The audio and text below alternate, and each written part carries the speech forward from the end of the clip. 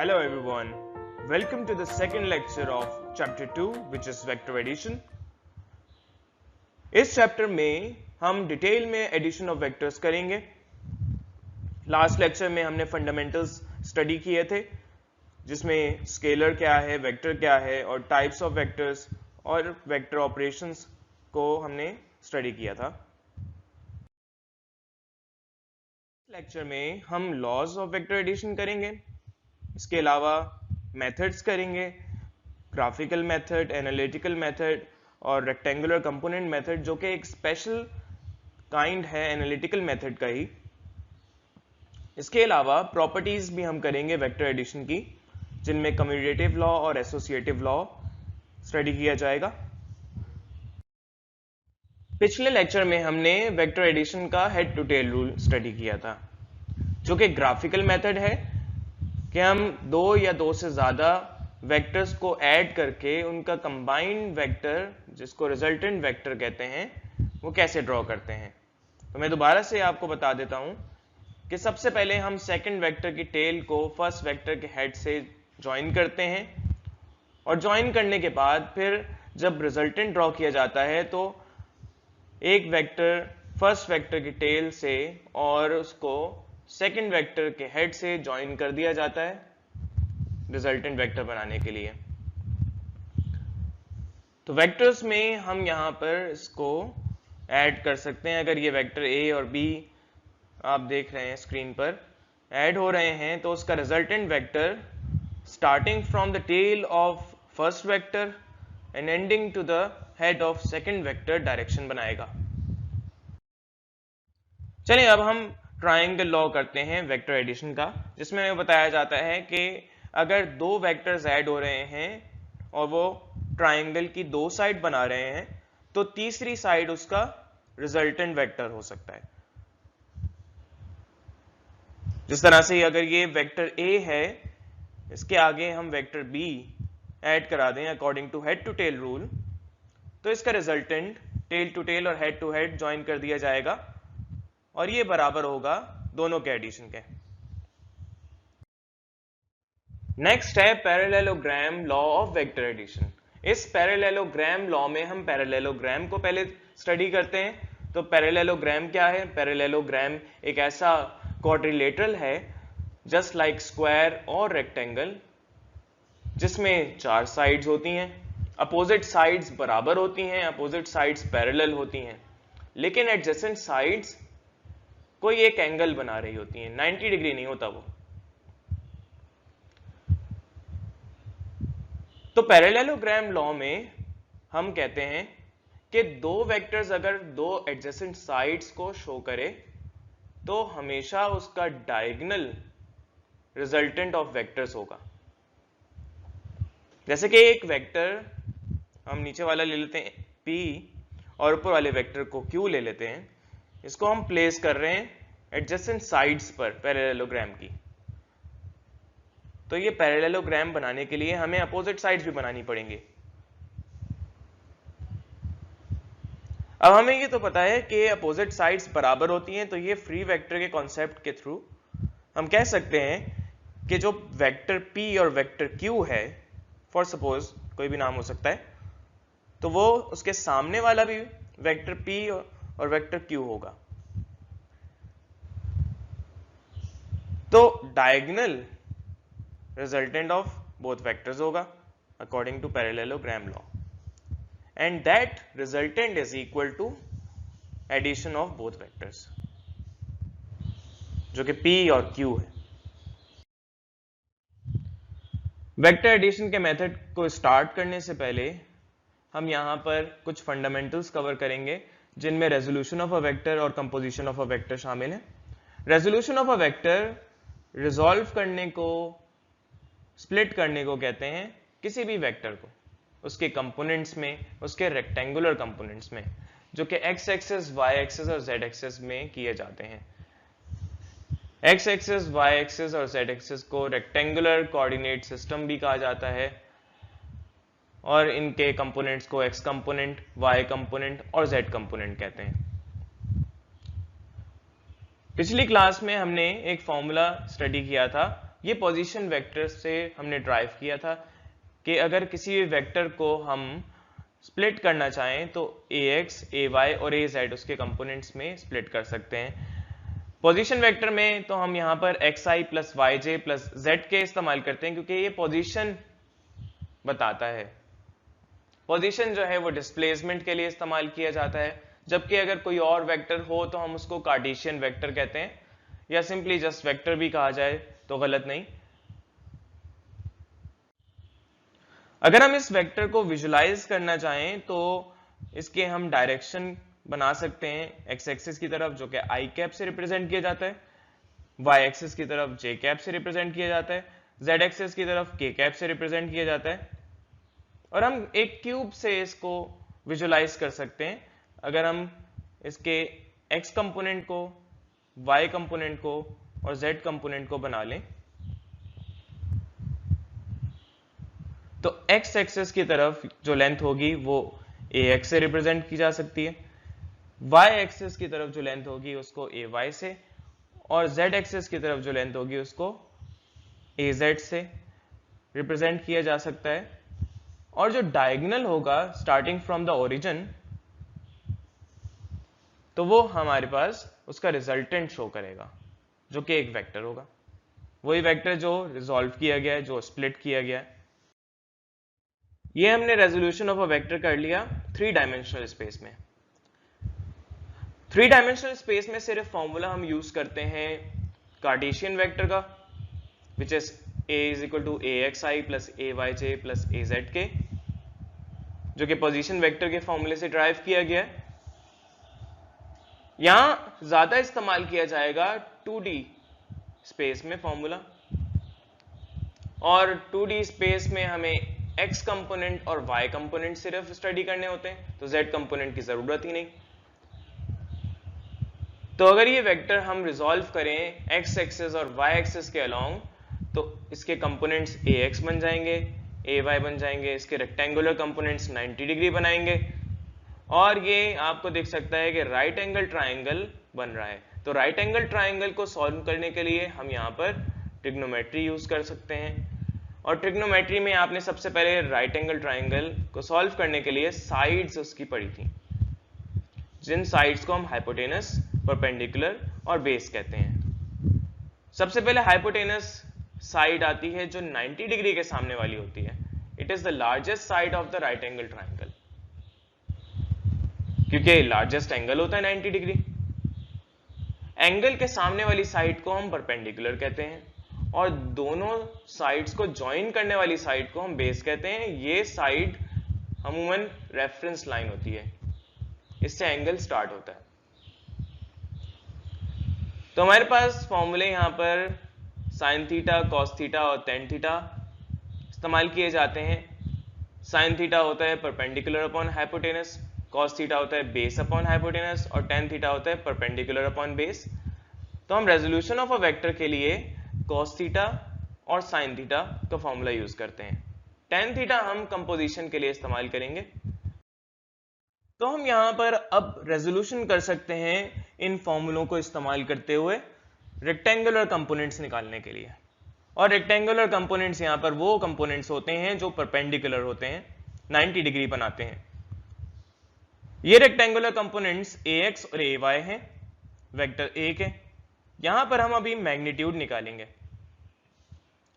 तो ax जो है वो बेस है, ay परपेंडिकुलर है, और वेक्टर a की जो मैग्नीट्यूड है वो हाइपोटेनस है। तो यहां पर हम ax निकालना चाहें अगर पहले, तो हमें बेस वाला फॉर्मूला इस्तेमाल करना पड़ेगा जो कि cos थीटा है, और हम इस फॉर्मूले को इस्तेमाल करेंगे जिसमें हमारे पास बेस की तरफ ax पुट कर दिया जाएगा और हाइपोटेनस पर a पुट कर दिया जाएगा। अब हमें पता है कि हाइपोटेनस डिवाइड हो रहा है, a डिवाइड हो रहा है, तो इस a को हम मल्टीप्लाई करा सकते हैं दूसरी साइड पर। तो इस तरह से हमारे पास ax is equal to a cos theta formula आ जाएगा। This formula is for x component. इसी तरह से अब हम y कंपोनेंट अगर निकालना चाहें तो साइन थीटा का फॉर्मूला इस्तेमाल करेंगे क्योंकि ए वाई परपेंडिकुलर है। तो साइन थीटा का फॉर्मूला हम यूज करेंगे which is perpendicular upon hypotenuse. Perpendicular की जगह ए वाई पुट कर दिया, हाइपोटेनस की जगह ए पुट कर दिया, तो ए डिवाइड हो रहा है तो दूसरी साइड में जाके मल्टीप्लाई हो जाएगा। तो इस तरह से हमारे पास a y is equal to a sine theta, y component का फॉर्मूला आ जाएगा। तो ये वेक्टर हमने रिजॉल्व कर लिया इसके एक्स कंपोनेंट और वाई कंपोनेंट में। चलिए अब कंपोजिशन करते हैं वेक्टर की, और कंपोजिशन का मतलब ही है वेक्टर बनाना, वेक्टर की फॉर्मेशन उसके रेक्टेंगुलर कंपोनेंट से। तो यहां पर हम रेक्टेंगुलर कंपोनेंट से अगर वेक्टर बनाना चाहें तो एक तो हमें वेक्टर की मैग्नीट्यूड चाहिए और दूसरी हमें उसकी डायरेक्शन चाहिए। तो डायरेक्शन निकालने के लिए हमारे पास तीसरा फॉर्मूला है टेन थीटा का, वो इस्तेमाल करेंगे। जबकि अगर हम मैग्नीट्यूड निकालना चाहें रिजल्टेंट वेक्टर की, जो कि वेक्टर हम बना रहे हैं उनके रेक्टेंगुलर कंपोनेंट से, तो हम यहाँ पाइथागोरस थ्योरम इस्तेमाल करेंगे। और पाइथागोरस थ्योरम हमें बताता है कि जो हाइपोटेनस का स्क्वायर है that is equal to base square plus perpendicular square, या perpendicular square plus base square plus आगे पीछे हो जाए वैल्यू, कोई फर्क नहीं पड़ता। तो वैल्यूज पुट करने पर हाइपोटेनस ए है, बेस ए एक्स है, परपेंडिकुलर ए वाई है, तो पुट कर देंगे और स्क्वायर रूट भी ले लेंगे तो स्क्वायर खत्म हो जाएगा हाइपोटेनस से, जबकि दूसरी साइड पर राइट हैंड साइड में हमारे पास स्क्वायर रूट खत्म नहीं हो सकता। तो इस तरह से हम मैग्नीट्यूड निकाल सकते हैं अगर हमें रेक्टेंगुलर कंपोनेंट्स पता हो। जबकि डायरेक्शन निकालने के लिए हम यहां पर टेन थीटा का फॉर्मूला इस्तेमाल करेंगे which is perpendicular upon base, और परपेंडिकुलर यहां पर ए वाई है, बेस यहां पर ए एक्स है। तो tan theta left hand side पर है, उसको राइट हैंड साइड पर जब लेके आएंगे तो ये फंक्शन इनवर्स हो जाएगा, टेन इनवर्स का बन जाएगा। इस तरह से हम डायरेक्शन निकाल सकते हैं। तो अब हम रेजोल्यूशन ऑफ अ वेक्टर और कंपोजिशन ऑफ अ वेक्टर सीख चुके हैं, जिसको हम रेक्टेंगुलर कंपोनेंट मेथड में इस्तेमाल करेंगे। रेक्टेंगुलर कंपोनेंट मेथड बहुत ही इंपॉर्टेंट मेथड है और ये एग्जाम में बहुत पूछा जाता है, इसका सवाल बहुत आता है। इसके 6 स्टेप्स हैं। सबसे पहले हम दो वेक्टर्स कंसीडर करते हैं, वेक्टर a1 और a2 कह देते हैं, जो एंगल बना रहे हैं θ1 और θ2 एक्स एक्सिस से। हमने यहाँ एक्स एक्सिस को रेफरेंस लाइन लिया है।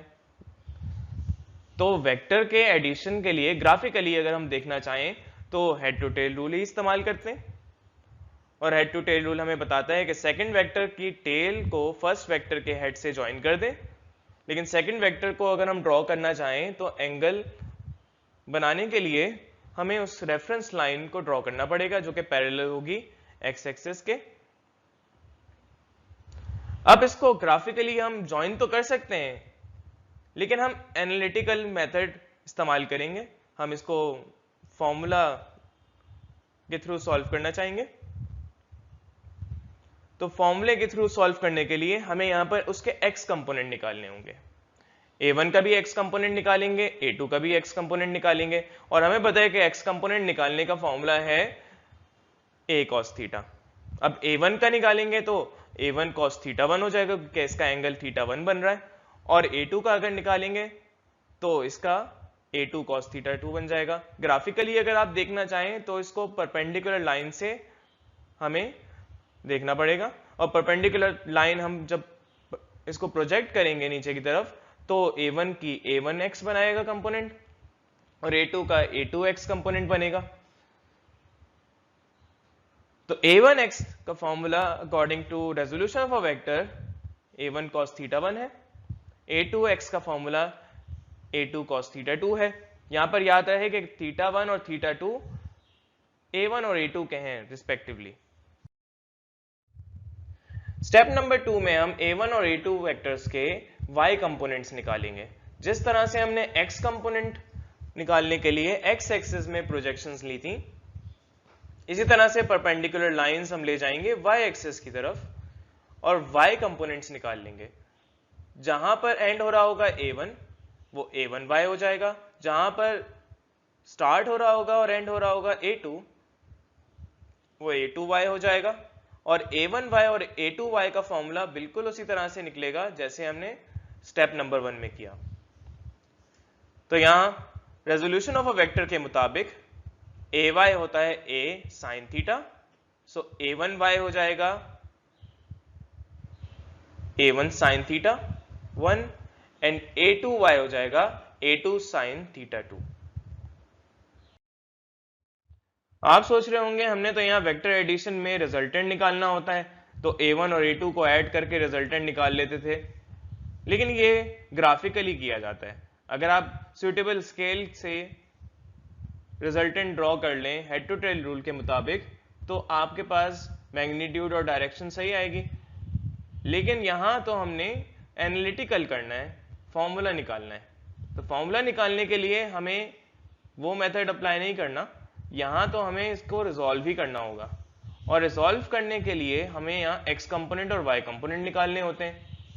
अब इन एक्स कंपोनेंट्स को निकाल के और वाई कंपोनेंट्स को निकाल के a1 और a2 के हम एक्स कंपोनेंट निकाल सकते हैं रिजल्टेंट का।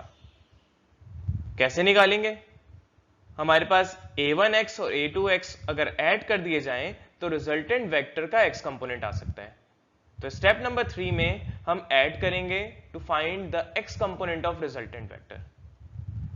और हमारे पास यहां पर a1x और a2x दिया हुआ है, हमने फाइंड आउट कर लिया है। बिल्कुल इसी तरह से अब स्टेप नंबर 4 में हम y कंपोनेंट निकालेंगे रिजल्टेंट वेक्टर का। और रिजल्टेंट वेक्टर का y कंपोनेंट निकालने के लिए हम a1 और a2 के y कंपोनेंट्स को ऐड कर लेंगे तो ay आ जाएगा। अब a1y और a2y हमने निकाला हुआ था उसको सब्स्टिट्यूट कर देंगे तो हमारे पास ay आ गया। स्टेप नंबर 5 में हम मैग्नीट्यूड निकालेंगे रिजल्टेंट वेक्टर की। अब हमारे पास ax भी है ay भी है, तो पहले हम ग्राफिकली देखते हैं वाकई क्या कंपोनेंट्स बन जाएंगे x कंपोनेंट और y कंपोनेंट रिजल्टेंट वेक्टर के, और रिजल्टेंट वेक्टर निकल सकता है। तो देखें a1x और a2x को अगर हम ऐड कर दें तो ax निकल जाएगा, ग्राफिकली आप देख सकते हैं। इसी तरह से a1y और a2y को ऐड कर दें तो ay निकल जाएगा। और हेड टू टेल रूल के मुताबिक हम देख सकते हैं कि a1 और a2 को ज्वाइन करने पर हम रिजल्टेंट बना सकते हैं a, जो कि एंगल बना रहा होगा एक्स एक्सिस से थीटा। तो इस तरह से हम देख सकते हैं कि ax और ay इसके रेक्टेंगुलर कंपोनेंट्स हैं। तो ax स्क्वायर कर लें, ay का भी स्क्वायर कर लें, सब्स्टिट्यूट कर लें इसको, तो हमारे पास ये रिजल्टेंट वेक्टर की मैग्नीट्यूड आ गई। स्टेप नंबर 6 में हम एंगल निकालेंगे रिजल्टेंट वेक्टर का विद एक्स एक्सिस, यानी डायरेक्शन निकाल रहे हैं। और डायरेक्शन निकालने के लिए according to composition of a vector tan theta बराबर होता है परपेंडिकुलर अपॉन बेस यानी ay अपॉन ax। तो सब्स्टिट्यूट करने पर हमारे पास यहां पर वैल्यू आ सकती है थीटा की, लेकिन tan theta left hand side में है अगर तो उसको राइट हैंड साइड में करने के लिए tan इनवर्स करना पड़ता है। तो इस तरह से हम एंगल निकाल लेंगे। हमारे पास रेक्टेंगुलर कंपोनेंट मेथड में यही स्टेप्स हैं, और वेक्टर एडिशन में जो रिजल्टेंट आता है उसकी मैग्नीट्यूड और डायरेक्शन इसी तरह से निकाल सकते हैं हम। एनालिटिकल मेथड स्टार्ट करने से पहले हमें लॉ ऑफ कोसाइंस और लॉ ऑफ साइंस को समझना होगा। लॉ ऑफ कोसाइंस और लॉ ऑफ साइंस दोनों इस्तेमाल किए जाते हैं ट्राइंगल को सॉल्व करने के लिए। ना सिर्फ राइट एंगल ट्राइंगल को बल्कि कोई भी ट्राइंगल को हम सॉल्व कर सकते हैं जिसमें उसकी साइड्स और उसके एंगल्स को निकाला जाता है। तो यहां पर अगर हम ट्राइंगल देखें तो इनके पॉइंट्स ए बी सी पर जो एंगल बन रहा है वो एंगल ए, एंगल बी और एंगल सी देख लें। और एंगल के सामने वाली साइड ए, एंगल बी के सामने वाली साइड को बी और एंगल सी के सामने वाली साइड को सी अगर हम कंसीडर कर लें तो हमारे पास कोसाइन लॉ के मुताबिक ए स्क्वायर निकालने के लिए b square plus c square minus 2bc cos a लिया जाएगा। बी स्क्वायर निकालने के लिए a square plus c square minus 2ac cos b लिया जाएगा, और सी स्क्वायर निकालने के लिए a square plus b square minus 2ab cos c लिया जाएगा। अगर हम a और b साइड्स को वेक्टर्स मान लें तो c उसका रिजल्टेंट होगा। तो ये फॉर्मूला हम इस्तेमाल कर सकते हैं रिजल्टेंट की मैग्नीट्यूड निकालने के लिए। हम यहाँ पर साइन लॉ को अभी नहीं पढ़ रहे, हम लॉ ऑफ कोसाइन को ही इस्तेमाल करेंगे, लेकिन अगर आप लॉ ऑफ साइन इस्तेमाल करना चाहते हैं तो एंगल भी निकाल सकते हैं। वेक्टर एडिशन हमने स्टार्ट में जो सीखी थी वो ग्राफिकल मेथड था, जिसमें हमने ट्राइंगल लॉ और पैरेललोग्राम लॉ इस्तेमाल किया था। आप यहाँ पर चाहे तो ट्राइंगल लॉ इस्तेमाल करें, चाहे पैरेललोग्राम लॉ इस्तेमाल करें रिजल्टेंट बनाने के लिए। अगर आप ट्राइंगल लॉ इस्तेमाल करते हैं तो आपको हेड टू टेल रूल इस्तेमाल करना पड़ेगा, जिसमें वेक्टर के आगे एक और वेक्टर लगाया जाता है, सेकेंड वेक्टर की टेल से फर्स्ट वेक्टर के हेड को ज्वाइन किया जाता है और फिर रिजल्टेंट बना लिया जाता है। या आप अगर पैरेललोग्राम लॉ इस्तेमाल करें तो हम यहां पर पैरेललोग्राम बना के रिजल्टेंट बना सकते हैं और रिजल्टेंट उसका डायगोनल होगा। तो कोई भी मेथड आप इस्तेमाल कर सकते हैं। यहां पर हम अब फॉर्मूला निकालेंगे रिजल्टेंट का, जो कि addition of vector A and vector B है। वेक्टर ए और वेक्टर बी के दरमियान अगर एंगल थीटा है तो इसको आगे हम डिस्प्लेस करने पर एंगल थीटा एक्स एक्सिस से बना सकते हैं, क्योंकि वेक्टर ए जो है वो एक्स एक्सिस की डायरेक्शन में ही है। लेकिन ट्राइंगल को सॉल्व करने के लिए यहां एनालिटिकल मेथड में हमें ट्राइंगल में एंगल देखना होगा, और ट्राइंगल में एंगल देखा जाएगा अकॉर्डिंग टू सप्लीमेंट एंगल्स। हम अगर एक लाइन में दो एंगल बनाते हैं तो 180 माइनस करते हैं दूसरे एंगल को निकालने के लिए, तो यहां अंदर जो हमारे पास एंगल आएगा वो 180 माइनस थीटा हो जाएगा।